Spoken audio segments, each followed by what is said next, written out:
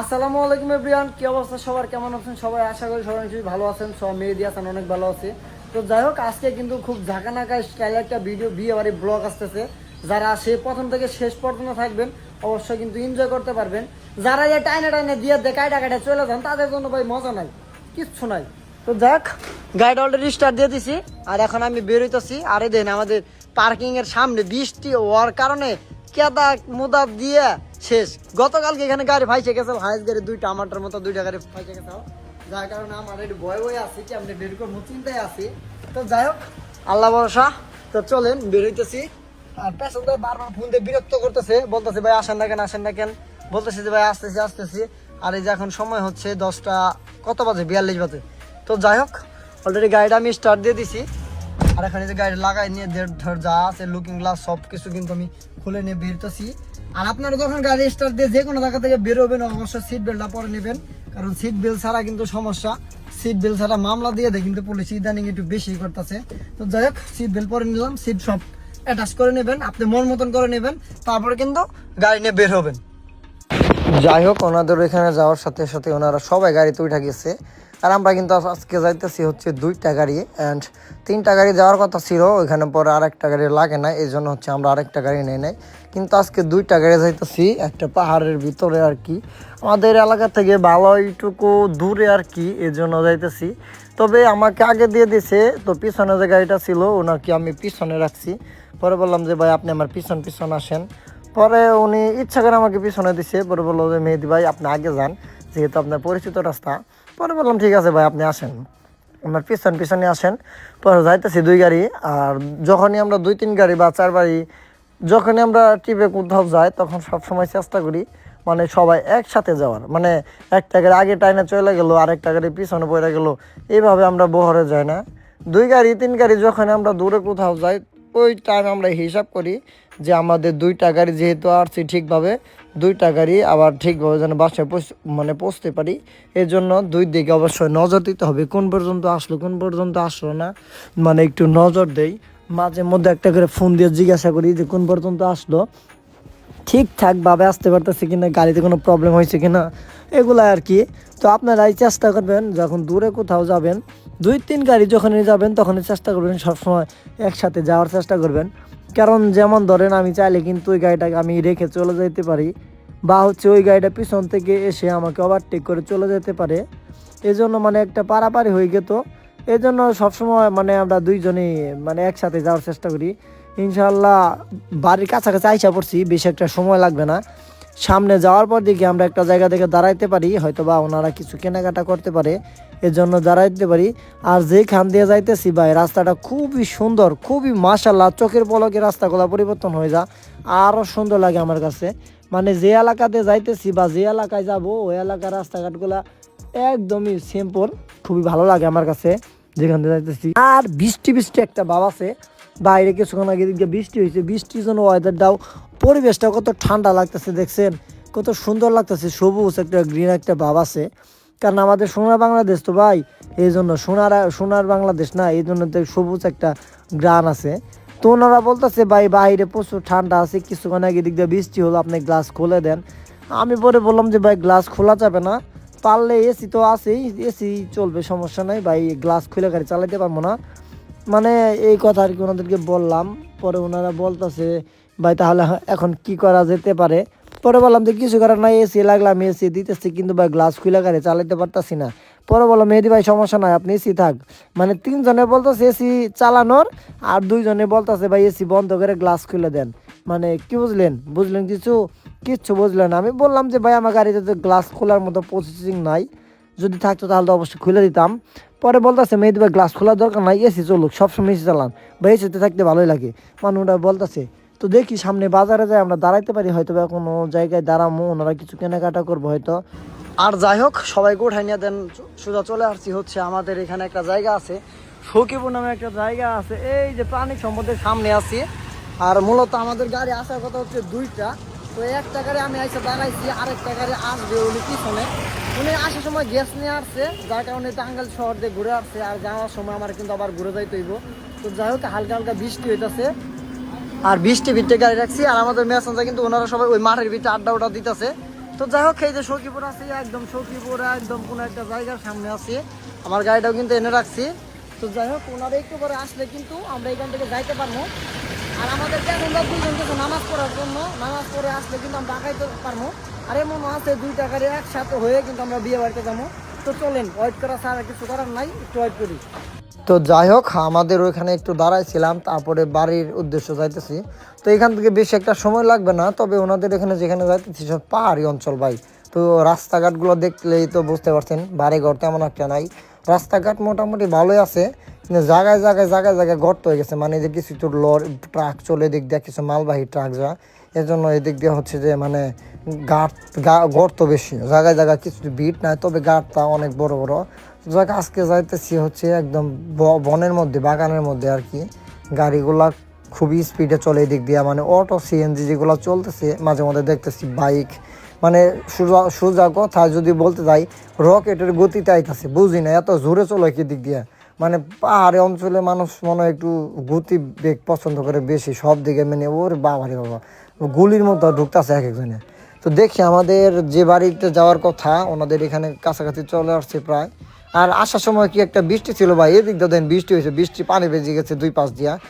বৃষ্টি হওয়ার পরে রাস্তা মানে আকাশের ওয়েদারটাও খুব সুন্দর লাগতেছে, ভালো লাগতেছে, কত সুন্দর মনোরম একটা পরিবেশের মধ্যে যাইতেছি। যেখানে যাইতেছি ওইখানে হয়তো বা গাড়ি যাবে না, প্যাসেঞ্জার আমাকে বললো ভাই আমাদের বাড়ি পর্যন্ত গাড়ি যাবে না, হয়তো বা বাজার পর্যন্ত যেতে পারে। তো দেখি যাই, আল্লাহ ভরসা। তো যাই হোক আলহামদুলিল্লাহ কেবল এসে পৌঁছাইলাম। তো ওইখান থেকে ভাবছিলাম যে আমরা 2টা গাড়ি একত্র হয়ে যাবো, কিন্তু না, যে যা যার মতো করে চলে আসছে। তো আমরা দেরি করবো না, পরে ওইখানে ওয়েট করবো না, পরে আমাদের প্যাসেঞ্জার সবাই বললো যে আমরা চলে যাবো, ওনারা আসুক। তো যাই হোক অলরেডি আমি কিন্তু সবার আগে চলে আসছি। আর এমন একটা জায়গায় আসছি আপনাদেরকে যদি দেখায়, বাগানের ভিতরে বিয়া, পুরো একদম বাগানের ভিতরে বিয়া, গোষ্ঠী মারছে, আয় হায় গোষ্ঠী মারছে। এই রাস্তা দিয়ে বলে টাকজা, আমাদের প্যাসেঞ্জার বলতেছে এদিকে এই রাস্তা নিয়ে টাকজা। পরে বললাম যে ভাই এদিকে টাক যাবো, কিন্তু এই গাড়ি যাবো না। পরে এই 1 কথা 2 কথা একটু কথা কাটাকাটি। তো যাই হোক আলহামদুলিল্লাহ পরে শেষ পর্যন্ত মানাইতে পারলাম যে দিক দিয়ে গাড়ি যাবো না, আর একটা গাড়ি আয় না এইখানে রাখবো। তো যাই হোক ওয়েদারটা কিন্তু খুব ভালো লাগতেছে, আর গাড়ির অবস্থা কিন্তু খুব ভয়াবহ, একদম গোষ্ঠী মারার অবস্থা হয়ে গেছে। তো যাই হোক একটু ওয়েট করি। আর এখানে অনেক প্রচুর ঠান্ডার সুদনে শরীরের পশম খাড়াই যাইতেছে, এত পরিমাণ ঠান্ডায় আছি, মানে খুব ঠান্ডা জায়গায় আছি।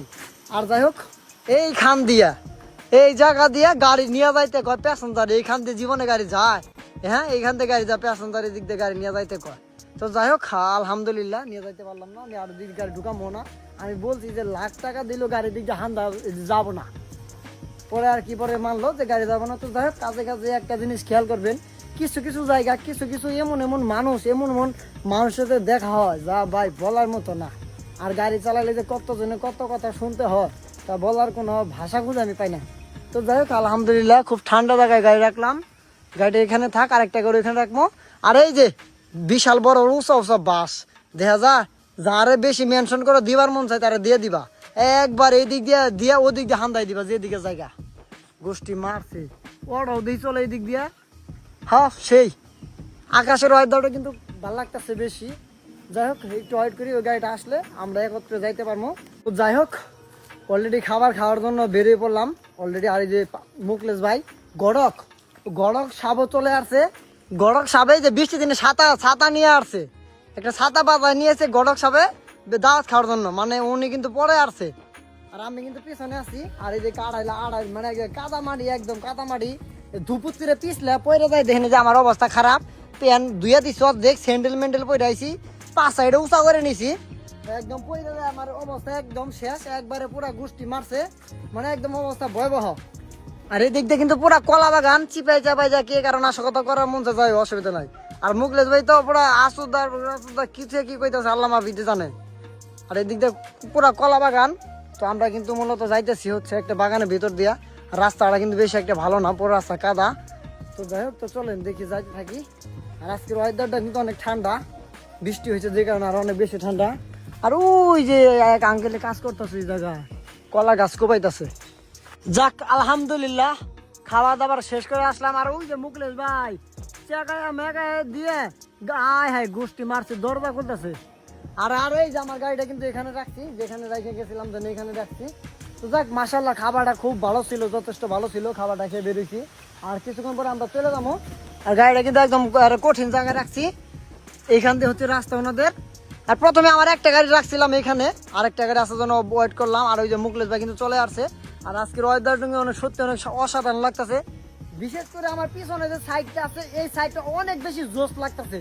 আর যেখানে আছি এখানে অনেক ঠান্ডা একটা পরিবেশে আছি, ভালো লাগতেছে।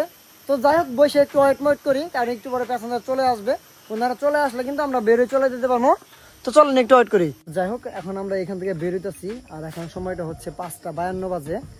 5:52 বাজে গেছে অলরেডি। আমাদের প্যাসেঞ্জার কিন্তু সরি 5টা কত বাজে এটা আমি কিন্তু চিনতেছি না টাইমটা। যে কেউ যদি পারেন কেউ জানাই তো, মানে 3 না কি আমি বুঝতেছি না শিওর ঠিক। তো আমাদের প্যাসেঞ্জার কিন্তু ওনারা কিন্তু ওই যে সবাই কিন্তু এখান থেকে মানে ওই গাড়িতে উঠতেছে। আর একটু পরে কিন্তু দেন আমার গাড়িতে উঠবে। তো যাই হোক আমরা কিন্তু জাস্ট এই টাইমে বেরোইতেছি, কিন্তু টাইমটা আমার কেমন জানি উল্টা পাল্টা লাগতেছে। তো আপনি এটা জানাই দিন কয়টা বাজে, যদি কেউ যদি গাড়ি টাইমটা চিনে থাকেন।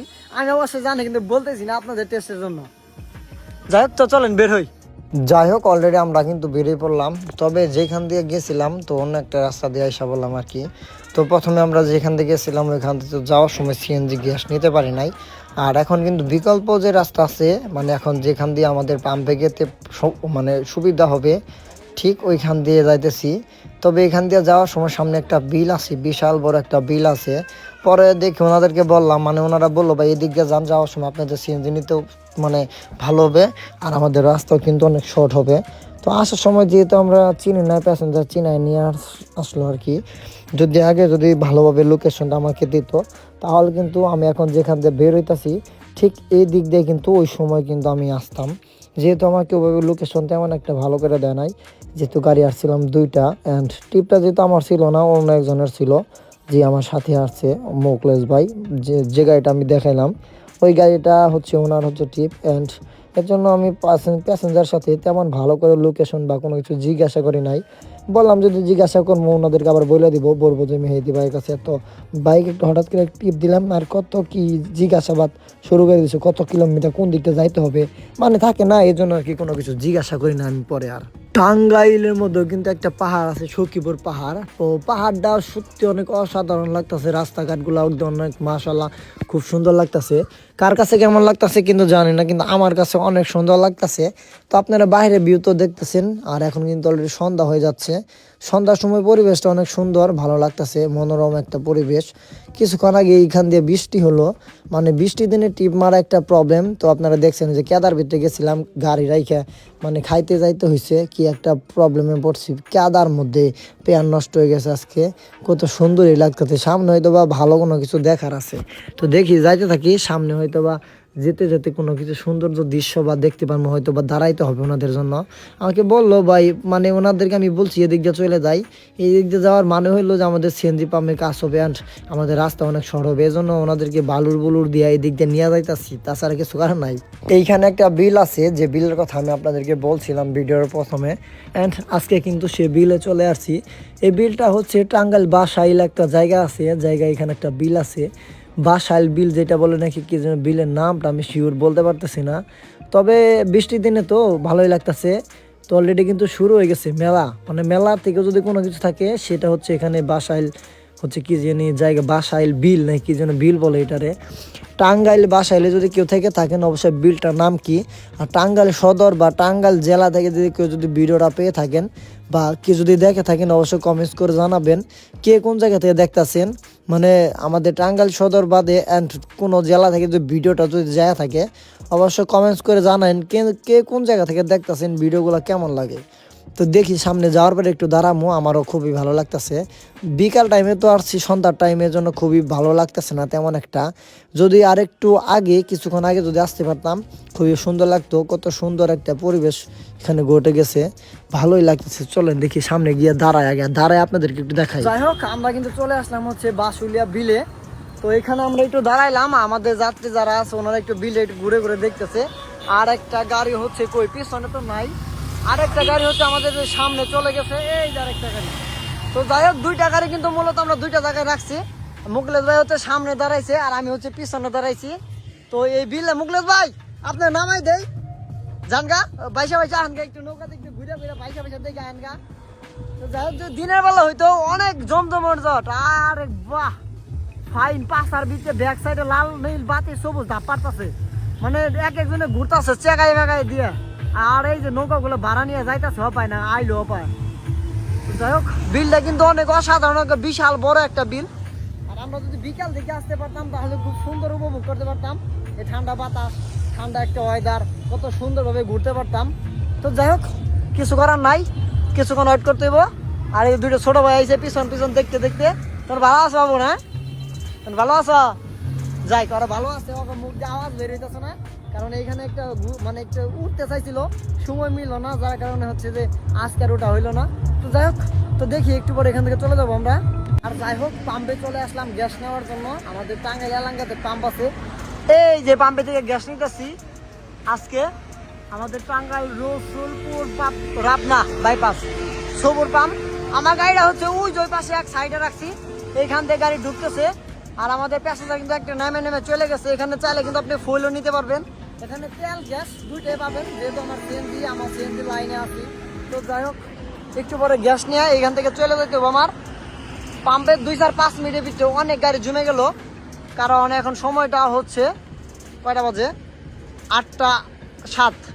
আর 1 ঘন্টা কিন্তু আমাদের এখানে ওয়েট করতে হইব। এই যে মুকলেশ ভাই আছে, এই যে আরো 2টা ভাই আছে আমাদের, গামছা দিয়ে কি জানি করতেছে, আড়ামাড়া খাইছে, কি জানি খাইছে, খায় পুষাপুতি শুরু করে দিছে। তো যাই হোক প্যাসেঞ্জারকে নামাই দিয়ে দেন সোজা চলে আসছি হচ্ছে আমাদের এলাকায়। দেন যেখানে গাড়িটা রাখি দেন ওইখানে প্রতিদিন গাড়িটা রাখতে হইব। আজকে মূলত ছিল এই, আজকে গ্যাস তুলছি মাত্র 1200 টাকা। আর হচ্ছে তেমন কোনো কিছু নয়। আর খোরাকি দেন 1000 টাকা, তাহলে 1200 আর 1000 2200, 5,500 মানে 2200। আর যা টাকা মালিক ইনকাম। তো এই ইনকাম নিয়ে আমি খুব সুন্দর একটা ভিডিও বানাই দিব, একটা ড্রাইভার মাসিক ইনকাম কত করতে পারে আর একটা মালিক ইনকাম কত করতে পারে, এই নিয়ে একটা ভিডিও বানাই দিব। তো যাই হোক আবারও দেখা হবে নতুন কোনো ভিডিওতে, নতুন কোনো কিছু নিয়ে।